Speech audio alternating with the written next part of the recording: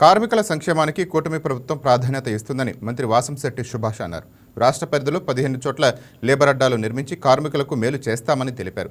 కార్మికులు విశ్రాంతి తీసుకునేలా లేబర్ అడ్డాల్లో సౌకర్యాలు కల్పిస్తామన్నారు. పని చేయగలిగే ప్రతి ఒక్కరికి ఉపాధి కల్పించేందుకు ప్రభుత్వం చర్యలు తీసుకుంటుందన్నారు. మనమిత్ర యాప్ ద్వారా నమోదు చేసుకున్న కార్మికులకు ఆర్థిక సహాయం నేరుగా వారి ఖాతాల్లో జమవుతుందని తెలిపారు.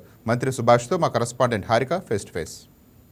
కూటమి ప్రభుత్వం అధికారంలోకి వచ్చిన 2 ఏళ్లలోనే ఎన్నో అభివృద్ధి కార్యక్రమాలు, పథకాలు అమల్లోకి తెచ్చింది. ఈ నేపథ్యంలోనే నిన్న కార్మికుల దినోత్సవం సందర్భంగా సీఎం చంద్రబాబు నాయుడు లేబర్కి ఒక తీపి కబురు అందజేశారు. అది ఎలాంటి కబురు అని చెప్పేందుకు మనతో ఉన్నారు మంత్రి వాసంశెట్టి సుభాష్. ఆయన అడిగి తెలుసుకుందాం. సార్, లేబర్ కోసం ఎలాంటి పథకం అమలు చేశారు, అది ఎలా ఉండబోతుంది? లేబర్ అడ్రస్ అనేది నిర్మించాలి. పైలట్ ప్రాజెక్ట్ కింద 5 నగరాల్లో మేము ప్లాన్ చేస్తే గౌరవ చంద్రబాబు నాయుడు గారు అది 15 నగరాలకి పైలట్ ప్రాజెక్ట్ కింద చేయండి అని చెప్పారు. దాని ముఖ్య ఉద్దేశం ఒకటే, ఎవరైతే జట్టు కూలీలు, కార్మికులు వీళ్ళందరూ కూడా మనం చూస్తూ ఉంటాం. జనరల్గా నడి రోడ్డు మీద నిలబడి పనుల కోసం ఎదురు చూస్తూ ఉంటారు. అది ఒక్కొక్కరికి పనులు దొరుకుతాయి, లేకపోతే కొంతమందికి పనులు దొరక్క ఉపాధి లేక వాళ్ళు 5 ఏళ్ళు నోట్లోకి వెళ్ళే పరిస్థితి కొద్ది కష్టమవుతూ ఉంటుంది.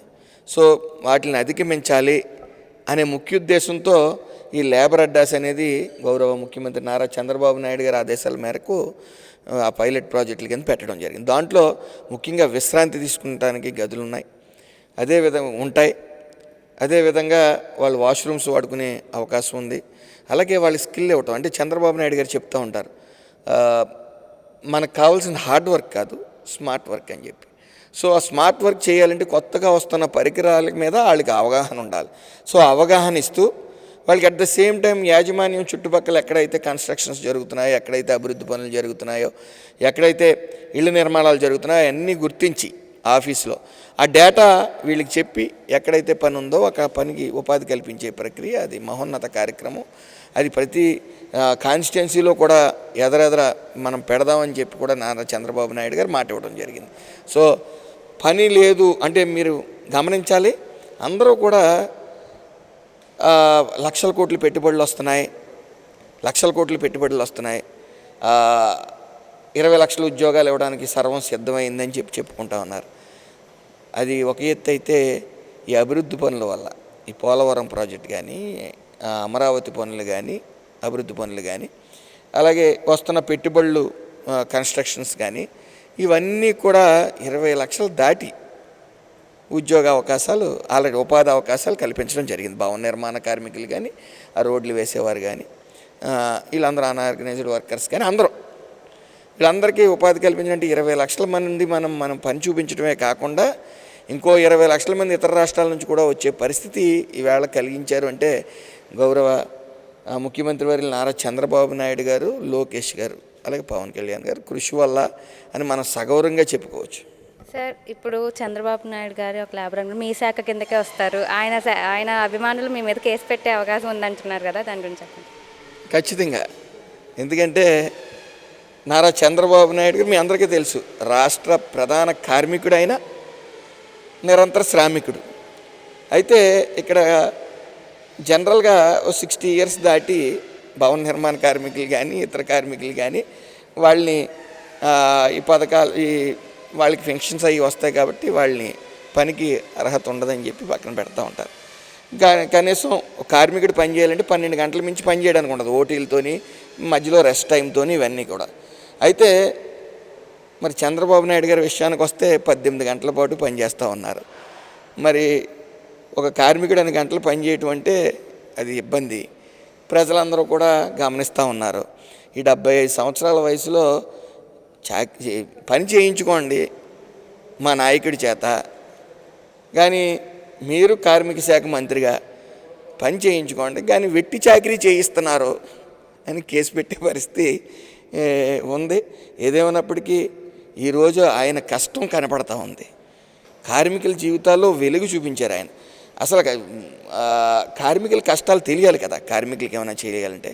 వైఎస్ఆర్ ప్రభుత్వంలో జగన్మోహన్ రెడ్డికి కార్మికుల కష్టాలు కాదు కదా, ఎవరి కష్టాలు తెలియదు. ఎందుకంటే ఆయన డార్క్ రూమ్ పరిమితం అవుతారు, ఓ 4 బఫూన్స్ చేత ఈ ప్రభుత్వాన్ని నడుపుతూ ఉంటారు. వాళ్ళకి కూడా మ్యాక్సిమం వాళ్ళకి ఏం తెలియదు. సో అందుకని 11 సీట్లు వచ్చినాయి వాళ్ళకి. సో కానీ చంద్రబాబు నాయుడు గారు శ్రమజీవి, నిరంతర శ్రామికుడైన, ప్రథమ కార్మికుడైన, ఆయనకి కష్టం తెలుసు, కార్మికుల కష్టం తెలుసు కాబట్టే ఇవాళ సంక్షేమ పథకాలు అన్నీ కూడా భవన నిర్మాణ కార్మికులకి ఇవ్వడంతో పాటు ఈ శ్రమ్ పోర్టల్లో నమోదు చేసుకోమని చెప్తా ఉన్నారు. అదేవిధంగా అనార్గనైజ్డ్ వెల్ఫేర్ బోర్డు అనేది కూడా సెంట్రల్ గవర్నమెంట్ ఆదేశాల మేరకు, కేంద్ర ప్రభుత్వం ఆదేశాల మేరకు అతి త్వరలో కూడా అనార్గనైజ్డ్ వర్కర్స్ వెల్ఫేర్ బోర్డు కూడా ఉంటుంది. ఈ శ్రమ్ పోర్టల్లో నమోదు చేసుకున్న వాళ్ళందరినీ కూడా కొన్ని సంక్షేమ పథకాలు కూడా దాని ద్వారా ఇవ్వడానికి అవకాశం ఉంది.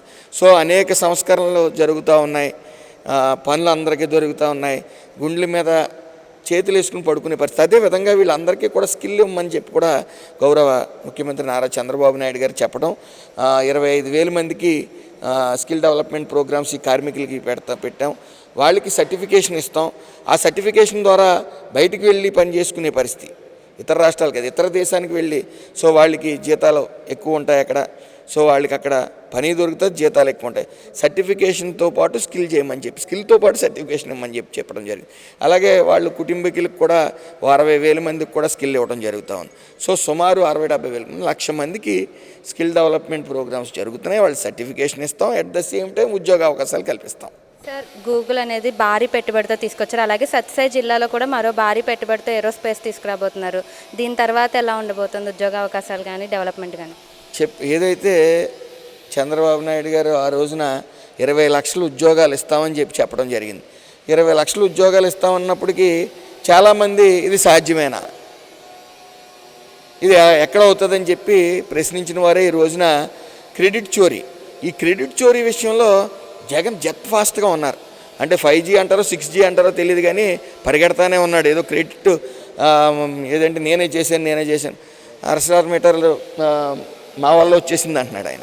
లేకపోతే ఇంకా పెట్టుబడులన్నీ ఆయన వల్ల వచ్చినాయని భ్రమిస్తున్నాడు. అంటే ఈయన నిరంతరం ఎక్కువసేపు పడుకుంటాడు కాబట్టి ఈయన ఈ ప్యాలెస్ల్లో బహుశా ఆయన కళ్ళు వస్తూ ఉంటాయి, నైట్ కళ వస్తుంది, పొద్దున్న నా వల్ల వచ్చిందని చెప్తాడు. ఆ ఊహల్లోని కళల్లోని వేరేస్తూ ఉన్నారు.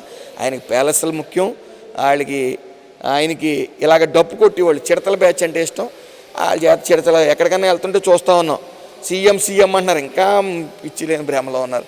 వాళ్ళ ప్రతిపక్షమే లేని వాడిని సీఎం అంటుంటే జనం నవ్వుకుంటూ ఉన్నారు. ఏదేమన్నప్పటికీ